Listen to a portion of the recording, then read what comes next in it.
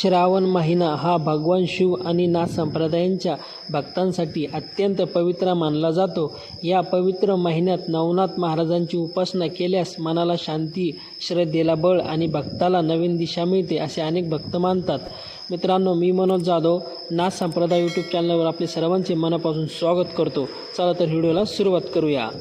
पण एक प्रश्न अनेकांच्या मनात असतो, श्रावण महिन्यात नवनाथांची उपासना नेमकी कशी करावी? सकाळी कोणती पूजा करावी? कोणता मंत्र जपावा? नवनाथ भक्तिसारचे पारायण कसे करावे? उपास करणे आवश्यक आहे का? आणि सर्वात महत्त्वाचे म्हणजे भक्ती करताना कोणत्या चुका टाळावेत?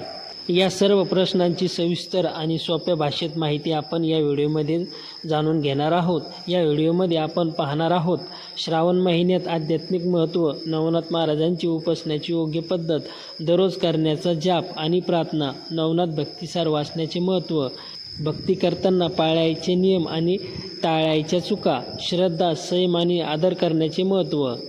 हा व्हिडिओ कोणत्याही अंधश्रद्धेला पडून देण्यासाठी नसून श्रद्धा, भक्ती आणि पारंपरिक उपासनेविषयी माहिती देण्यात उद्देशाने तयार करण्यात आलेला आहे.